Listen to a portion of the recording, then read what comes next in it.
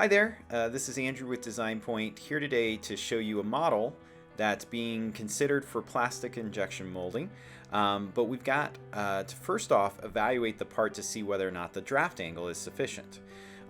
Internal geometry is especially important because we want to be able to make sure that the mold will actually come apart, and a draft angle is basically how we're going to determine whether or not this is going to work.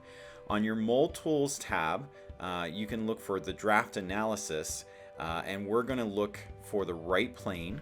And then we'll see that this internal surface is actually not at the appropriate level. Even if we were to narrow our search all the way down to 1 degree, if that's the limit to what we could allow, but this actually is at 0.5 degrees, and we can see that when we move our cursor over the surface. So our goal today is going to be increasing the draft angle from 0.5 degrees to 1 degree, so that when we do the draft analysis, we can see green across the surfaces.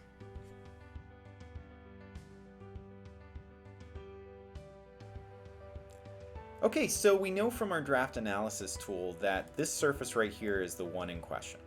We need to improve the draft angle from 0.5 degrees to 1 degree. Now that's just a small change, so let's see if we can actually apply the change with the automatic draft tool.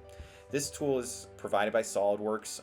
All we would need to do is select the neutral plane, or basically how the two mold halves would come together to create this shape, and then we'll try and apply that directly. Now, the one thing that I'll mention is that this surface is actually fairly complex, and as you can see, this is something where the tool is not able to apply the draft angle, not even if I were to try other selection methods like selecting all the geometry around it. So we're actually going to have to do this a slightly different way, and I can't wait to share with you the fun way that we were able to figure out how to do this.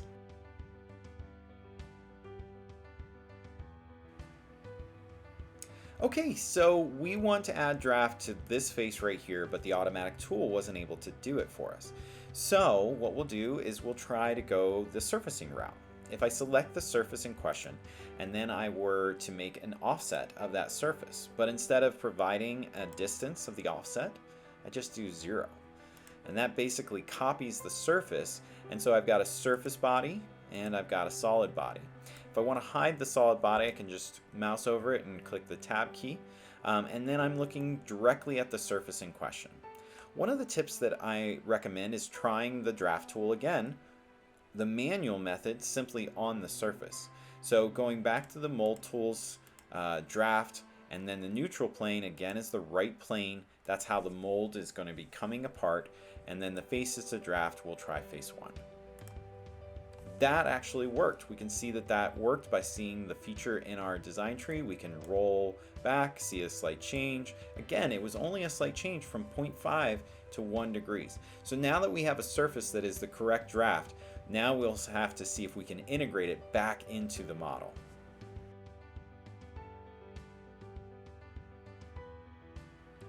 We have a surface that's the right draft angle. We're going to put that aside for now. We're going to return to the solid body.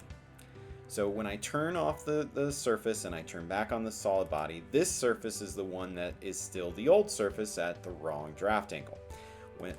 Well, in that case, I'm actually just going to delete it off of the model so that I don't have to worry about it anymore.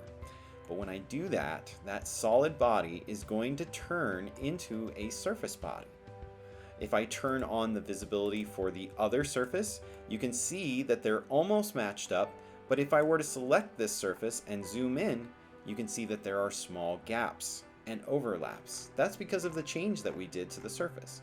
How can we get past this? Well, if we knit the two surfaces together, it actually automatically looks for those gaps and tries to correct them. It can't do it for large gaps, but for small gaps, it actually can automatically solve those differences and knit everything together, and you can actually create a solid body from the two surfaces.